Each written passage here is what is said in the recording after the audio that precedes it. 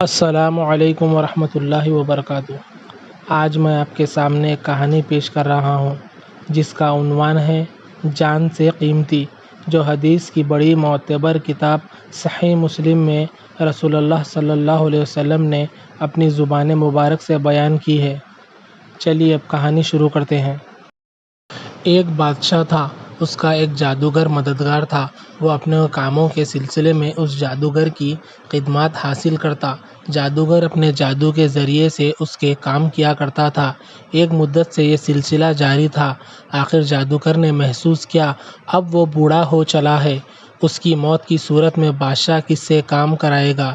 چنانچہ اس نے بادشاہ سے کہا، اے بادشاہ، میں بہت بوڑھا ہو گیا ہوں، شاید اب زیادہ دن زندہ نہ رہ سکوں، پھر آپ کس سے کام لیا کریں گے؟ مشکل کام کون کرے گا؟ اس پر بادشاہ نے فکرمند ہو کر کہا، پھر اس کا تمہارے پاس کیا حل ہے؟ آپ میرے پاس کوئی لڑکا بھیج دیں، میں اسے جادو سکھا دیتا ہوں۔ ایک دن وہ ماہر جادوگر بن جائے گا اور آپ کی اسی طرح خدمت کرے گا جس طرح میں کرتا رہا ہوں، پھر آپ کو کوئی پریشانی نہیں ہوگی۔ بادشاہ کو جادوگر کی یہ تجویز پسند آئی۔ اس نے اپنی رعایا میں سے ایک لڑکے کو چنا اور اسے جادوگر کے حوالے کر دیا تاکہ وہ اس سے جادو سیکھ سکے۔ جادوگر نے اسے جادو سکھانا شروع کیا۔ لڑکا روزانہ اپنے گھر سے روانہ ہوتا اور جادوگر کے پاس پہنچ جاتا۔ تمام دن وہ اس سے جادو سیکھتا۔ ایک روز وہ صبح اپنے گھر سے نکلا اور جادوگر کے ٹھکانے کی طرف روانہ ہوا۔ راستے میں ایک شخص کی آواز اس کے کانوں میں پڑی۔ وہ آواز اسے بھلی لگی۔ آواز اسے اپنی طرف کھینچنے لگی۔ اس کے قدم خود بخود آواز کی طرف اٹھنے لگے۔ اس نے دیکھا ایک جھونپڑی میں ایک بوڑھا بیٹھا ہے۔ اس کے بال سفید ہیں، آنکھیں بند ہیں اور وہ کچھ پڑھ رہا ہے۔ لڑکے نے بے اختیار ہو کر پوچھا، اے بزرگ، یہ آپ کیا پڑھ رہے ہیں؟ اس شخص نے آنکھیں کھول دی۔ لڑکے کو دیکھ کر وہ چونک اٹھا، سوچنے لگا یہ یہاں کیسے پہنچ گیا؟ پھر کچھ سوچتے ہوئے بولا، میں اللہ کا کلام پڑھ رہا ہوں، میں راہب ہوں۔ راہب؟ یہ راہب کون ہوتے ہیں اور اللہ کے کلام سے کیا مراد ہے؟ میں اللہ کی عبادت کرتا ہوں، مسلمان ہوں، سیدنا عیسیٰ علیہ السلام کی نبوت پر ایمان رکھتا ہوں۔ سیدنا عیسیٰ علیہ السلام اللہ کے رسول تھے، ان پر اللہ کا کلام اترتا تھا اور میں اس کلام کی تعلیم لوگوں کو دیتا ہوں۔ یہ سن کر لڑکے نے کہا، مجھے یہ کلام بہت اچھا لگا ہے، کیا میں ہر روز کچھ دیر کے لیے آ جایا کروں؟ آپ مجھے یہ کلام سنا دیا کریں گے؟ ہاں، کیوں نہیں، میرا تو کام ہی یہی ہے، راہب نے خوش ہو کر کہا۔ اب ایسا ہوا کہ لڑکا جادوگر کی طرف روانہ ہوتا تو راستے میں کچھ دیر کے لیے راہب کے پاس بیٹھ جاتا، اس کی باتیں سنتا، پھر جادوگر کے پاس جاتا، واپس لوٹتا تو گھر جانے سے پہلے پھر کچھ دیر کے لیے راہب کے پاس رک جاتا۔ اس دوران ان جادوگر نے محسوس کر لیا کہ لڑکا اب دیر سے آنے لگا ہے، اس کا ذہن بھی جادو کی تعلیم کی طرف متوجہ نہیں رہتا۔ اس نے لڑکے کو مارنا پیٹنا شروع کیا۔ لڑکے نے مار پیٹ کا ذکر راہب سے کیا۔ راہب نے کہا، جادوگر اگر تمہیں دیر سے آنے کی وجہ سے مارے پیٹے تو کہہ دیا کرو، گھر والوں نے روک لیا تھا۔ اگر گھر والے مارے تو کہہ دیا کرو، جادوگر نے روک لیا تھا۔ لڑکے نے اس ترکیب پر عمل کیا اور اس کی مار پیٹ سے جان چھوٹ گئی۔ ایک روز اسے ایک جانور دکھائی دیا۔ جانور بہت بڑا تھا اور اس نے لوگوں کا راستہ روک رکھا تھا۔ لوگوں نے اس جانور سے ڈرتے اور ان کے لیے راستہ بند ہو گیا تھا۔ ادھر وہ لڑکا کشمکش میں تھا، جادوگر کی تعلیم اور تھی راہب کی اور، راہب اسے اللہ کے راستے کی تعلیم دیتا تھا، جادوگر شیطان کا راستہ دکھاتا تھا۔ لڑکا گویا چکی کے دو پاٹوں کے درمیان آ گیا تھا۔ اس نے ایک پتھر اٹھایا اور پکارا، اے اللہ، میں پوچھنا چاہتا ہوں، جاننا چاہتا ہوں، جادوگر درست راستے پر ہے یا راہب؟ اگر راہب درست ہے تو میں یہ پتھر اس جانور کو مارتا ہوں، تو اس جانور کو ہلاک کر دے تاکہ میں جان لوں راہب ٹھیک ہے، اگر جانور نہ مرا تو میں سمجھ لوں گا کہ جادوگر درست ہے۔ یہ کہہ کر اس نے جانور کو پتھر کھینچ مارا۔ جانور پتھر لگتے ہی مر گیا۔ جانور کے مرنے پر رکا ہوا راستہ کھل گیا۔ لوگ اس راستے پر چلنے لگے۔ لڑکا راہب کے پاس آیا اور بولا، میں نے ایک کام کیا ہے، راستے میں جو بڑا جانور تھا اس نے لوگوں کا راستہ روک رکھا تھا، میں نے ایک پتھر ہاتھ میں لیا اور اللہ سے درخواست کی، الہی میں جاننا چاہتا ہوں جادوگر اور آپ میں سے کون درست ہے؟ اگر آپ درست راستے پر ہیں تو اس پتھر لگنے سے یہ جانور مر جائے، चुनाचे मैंने पत्थर उस जानवर को मारा और वो मर गया। लोगों का रास्ता खुल गया और मुझे ये मालूम हो गया है कि आप दुरुस्त रास्ते पर हैं। अब मेरे लिए क्या हिदायत है? सारी बात सुनकर राहिब ने कहा, बेटा तू मुझसे बढ़ गया। मुझ में वो कमाल नहीं जो तुझ में पैदा हो गया है। तेरा रुतबा मुझसे ज़्यादा हो गया। जहाँ तक मेरा इल्म कहता है, मैं तुझे बता देता हूँ, बहुत जल्द तुझे आजमाया जाएगा, और अगर तुझे आजमा जाए तो मेरा नाम ना बताना। लड़के की समझ में कुछ आया और कुछ ना आया। खैर उसने राहिब की बात पल्ले बांध ली। एक रोज़ इसे रास्ते में एक कोढ़ी मिला। कोढ़ी ने इससे कहा, बेटा मेरे लिए दुआ करो, अल्लाह मुझे कोढ़ से नजात अता फरमा दे। लड़के ने उसके लिए दुआ की। कोढ़ी अच्छा हो गया। उसी तरह एक दिन रास्ते में एक अंधा उसे मिला। लड़के ने उसके लिए दुआ की। उसका अंधापन दूर हो गया। अब तो लड़के की शोहरत फैलने लगी। बादशाह का एक वज़ीर था, वो अंधा हो गया था। किसी ने उसे उस लड़के के बारे में बताया। वज़ीर बहुत से तोहफे लेकर उस लड़के के पास गया और बोला, ये सब चीज़ें तुम्हारे लिए हैं, अगर तुम मेरा अंधापन दूर कर दो। ये सुनकर लड़के ने कहा, मैं किसी को अच्छा नहीं करता, अच्छा करना तो अल्लाह ताला का काम है। आप अल्लाह पर ईमान ले आए, मैं आपके लिए दुआ करूँगा, फिर अल्लाह ने चाहा तो वो आपको अच्छा कर देगा। वज़ीर उसी वक्त अल्लाह पर ईमान ले आया। लड़के ने उसके लिए दुआ की। उसकी आंखें उसी वक्त दुरुस्त हो गई। उसे नज़र आने लगा। वो बादशाह के दरबार में गया और अपनी कुर्सी पर बैठ गया, जैसा कि अंधा होने से पहले बैठा करता था। बादशाह ने हैरान होकर उससे पूछा, ये तुम्हारी आंखें किसने ठीक कर दी? वज़ीर ने फ़ौरन जवाब दिया, मेरे मालिक ने। मेरे अलावा तुम्हारा मालिक कौन है? बादशाह ने हैरत ज़दा अंदाज में पूछा। वज़ीर ने फ़ौरन कहा, मेरा और आप दोनों का मालिक अल्लाह है। बादशाह काफिर था, अल्लाह को नहीं मानता था। उसने वज़ीर को पकड़ा और मारने पीटने लगा। साथ में वो पूछता जाता था, बता किसने तेरी आंखें अच्छी की? आखिर तंग आकर वज़ीर ने लड़के के बारे में बता दिया। बादशाह ने उसी वक्त अपने सिपाही भेजे। उन्हें हुक्म दिया कि लड़के को पकड़ लाएं। सिपाही गए और उसे पकड़ लाए।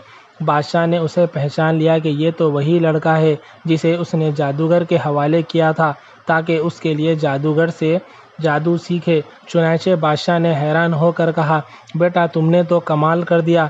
जादू में तो उस दर्जे को पहुंच गए कि अंधों और कोढ़ियों को अच्छा करने लगा। इतने बड़े बड़े काम करने लगा और मुझे बताया ही नहीं। लड़के ने फ़ौरन जवाब दिया, मैं तो किसी को अच्छा नहीं करता, अल्लाह करता है। बादशाह ने इसको भी पकड़ लिया और मारने पीटने लगा। मारता रहा और पूछता रहा, बता तूने ये तालीम किससे हासिल की? मजबूर होकर लड़के ने राहिब का पता बता दिया। अब बादशाह ने राहिब की गिरफ्तारी के लिए सिपाही भेजे। सिपाही इसे भी पकड़ लाए। बादशाह बोला, ऐ अपने दीन से फिर जा, अल्लाह का इनकार कर दे, तुझे छोड़ दूंगा, इनाम व इकराम भी दूंगा।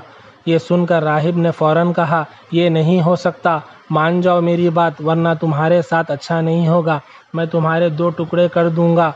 बादशाह ने उसे धमकी दी।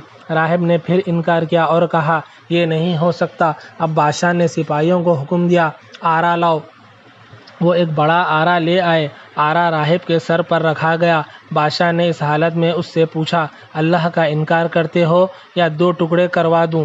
राहिब ने फिर यही कहा, ये नहीं हो सकता। बादशाह ने सिपाहियों को हुक्म दिया, इसके 2 टुकड़े कर दो। इन्होंने आरा चला दिया। राहिब के 2 टुकड़े हो गए।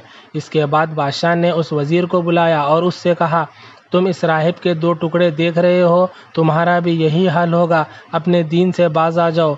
वज़ीर ने इनकार में सर हिलाया और बोला, ऐ बादशाह, ये तो नहीं हो सकता। तब फिर तू वही 2 टुकड़े होने के लिए तैयार हो जा। जो तू कर सकता है कर ले, अल्लाह का इनकार नहीं हो सकता। मैं ऐलान करता रहूँगा, अल्लाह एक है, अल्लाह का कोई बेटा नहीं, ना वो किसी की औलाद है, कोई उसके बराबर का नहीं।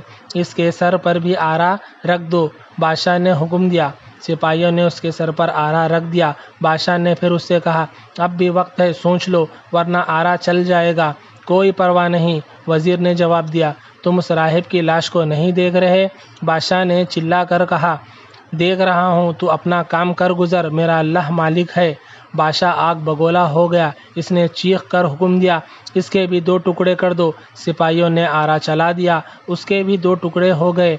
अब बादशाह ने हुक्म दिया, उस लड़के को हाजिर करो। लड़के को वहाँ लाया गया। बादशाह बोला, अब तू बता, تو کیا کہتا ہے ان دو لاشوں کو دیکھ کر؟ اگر تو نے اپنا دین نہ بدلا، راہب کی دی ہوئی تعلیم کا انکار نہ کیا، اللہ کو ماننے سے انکار نہ کیا تو تیرا انجام ان سے بھی زیادہ بھیانک ہوگا۔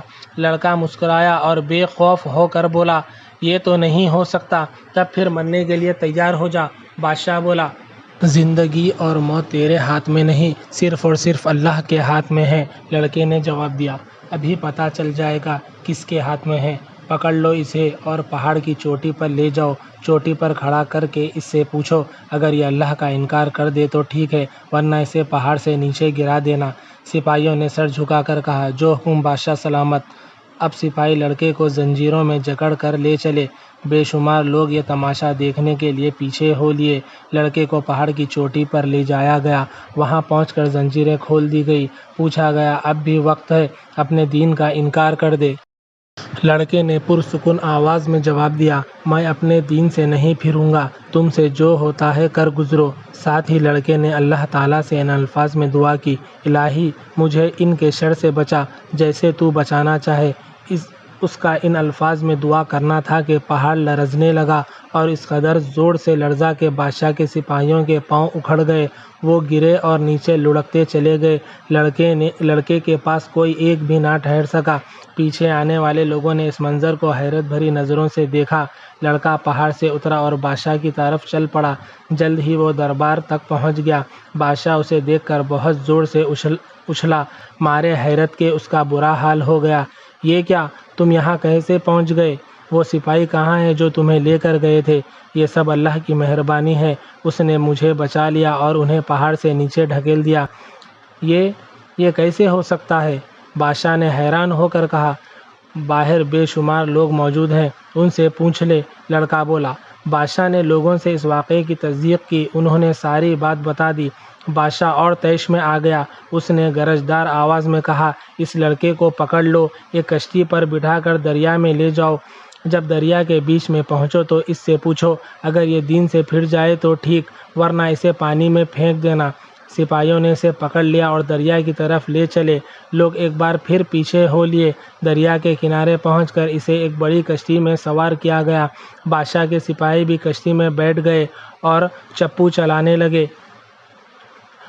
چپو چلانا شروع کیے، یہاں تک کہ کشتی دریا کے درمیان میں پہنچ گئی۔ اب سپاہیوں نے اس سے کہا، لڑکے اگر جان بچانا چاہتا ہے تو اپنے دین سے اب بھی باز آ جا، ورنہ ہم تجھے دریا میں گرا دیں گے اور تو ڈوب کر مر جائے گا۔ لڑکا مسکرایا اور بولا، یہ نہیں ہو سکتا، تم سے جو ہوتا ہے کر گزرو۔ پھر اس نے اللہ تعالیٰ سے دعا کی، اے اللہ مجھے ان کے شر سے بچا جس طرح تو چاہے۔ اس کا یہ دعا کرنا تھا کہ کشتی الٹ گئی، تمام سپاہی دریا میں گر پڑے اور ڈوب گئے اور لڑکا محفوظ رہا، وہ نہ ڈوبا۔ پانی کی لہروں نے اسے دریا کے کنارے پہنچا دیا۔ اب تو لوگوں کی حیرت کا کوئی ٹھکانہ نہ رہا۔ لڑکا پھر بادشاہ کی طرف چل دیا۔ وہ بادشاہ کے دربار میں داخل ہوا تو مارے حیرت اور غصے کے اس کا برا حال ہو گیا۔ وہ پکار اٹھا، یہ کیا، تو پھر لوٹ آیا اور میرے سپاہی کیا پھر مارے گئے؟ ہاں، وہ دریا میں ڈوب گئے، مجھے میرے اللہ نے بچا لیا۔ بادشاہ سکتے میں آ گیا، اسے کچھ سمجھائی نہیں دے رہا تھا کہ اس لڑکے کو کس طرح ہلاک کرے۔ لڑکا خود ہی بولا، اے بادشاہ تو مجھے ہلاک نہیں کر سکتا، اگر تو مجھے ہلاک کرنا چاہتا ہے تو اس کی بس میں ایک ہی صورت ہے، اور وہ کیا؟ بادشاہ نے فوراً پوچھا۔ لڑکا مسکرایا اور کہنے لگا، تو سب لوگوں کو ایک میدان میں جمع کر اس میدان میں ایک طرف لکڑی گاڑ دے، مجھے اس لکڑی کے ساتھ بندھوا دے، پھر میرے ترکش تیر رکھنے کا خول میں سے ایک تیر لے لے، اس تیر کو کمان میں چڑھا، پھر یہ الفاظ کہے، اللہ کے نام سے یہ تیر مارتا ہوں جو اس لڑکے کا مالک ہے، اگر تو ان الفاظ کے ساتھ تیر مارے گا تو میں مر جاؤں گا، ورنہ تو مجھے ہلاک نہیں کر سکے گا، چاہے تو کچھ بھی کر لے، اگر مجھے ہلاک کرنا چاہتا ہے تو ایسا کر۔ بادشاہ نے سب لوگوں کو کھلے میدان میں جمع ہونے کا حکم دیا۔ جب سب جمع ہو گئے تو لڑکے کو لایا گیا، اسے ایک لکڑی کے ساتھ باندھ دیا گیا۔ اب بادشاہ نے تیر لایا اور اس کو کمان میں چڑھایا، پھر یہ الفاظ ادا کیے، اللہ کے نام سے میں یہ تیر لڑکے کو مارتا ہوں جو اس کا مالک ہے۔ یہ الفاظ سب لوگوں نے سنے، پھر بادشاہ نے تیر کھینچا اور لڑکے پر چلا دیا۔ تیر لڑکے کی کنپٹی پر لگا، اس نے اپنا ہاتھ تیر کے مقام پر رکھا اور مر گیا۔ تمام لوگوں نے جب یہ واقعہ دیکھا تو پکار اٹھے، ہم تو اس لڑکے کے مالک پر ایمان لے آئے۔ بادشاہ کے درباریوں میں سے ایک نے کہا، اے بادشاہ، تو اسی بات سے ڈرتا تھا نہ کہ کہیں لوگ اللہ پر ایمان نہ لے آئیں؟ وہی ہو گیا، تیری ساری تدبیریں الٹ گئی، یہ سب لوگ اللہ پر ایمان لے آئے۔ بادشاہ اور آگ بگولا ہوا۔ اس نے بلند آواز میں حکم دیا، راستوں کے ناکوں پر خندقیں کھودی جائیں، ان خندقوں میں خوب آگ بھڑکائی جائے اور ان سب کو ان خندقوں میں ڈھکیل دیا جائے جو حکم درباری بولے۔ سب لوگوں کو پکڑ لیا گیا، پھر خندقیں کھودی گئی، ان میں خوب آگ بھڑکائی گئی۔ اب اعلان کیا گیا، جو شخص اس دین سے نہ پھرے اسے خندقوں میں گرا دیا جائے، اور جو پھر جانے کا اقرار کرے، یعنی جو اعلان کرے کہ میں اللہ کو نہیں مانتا، اسے آگ میں نہ گرایا جائے۔ انکار کرنے والوں سے کہا جائے وہ خود ہی آگ میں کود جائیں۔ بادشاہ کی ہدایت کے مطابق یہ اعلان کیا گیا۔ لوگوں نے اس اعلان کو سنا تو خود ہی خندقوں میں کودنے لگے، پھر کودتے چلے گئے۔ کسی ایک نے بھی ہچکچاہٹ نہ دکھائی، صرف ایک عورت ایسی تھی جو رک گئی، قدرے ڈر گئی۔ اس کی گود میں دودھ پیتا ایک بچہ تھا، شاید وہ اس بچے کی وجہ سے ہی قدرے ڈگمگا گئی تھی۔ اس وقت اللہ تعالیٰ نے اس دودھ پیتے بچے کو بولنے کی طاقت عطا فرمائی۔ بچے نے فوراً کہا، اے ماں، تو ڈر مت، تو سچے دین پر ہے تو ڈر کیسا؟ صبر کر، جب اس دین پر مننے کی صورت میں چین ہی چین ہے، آرام ہی آرام ہے، تو ڈر کیسا؟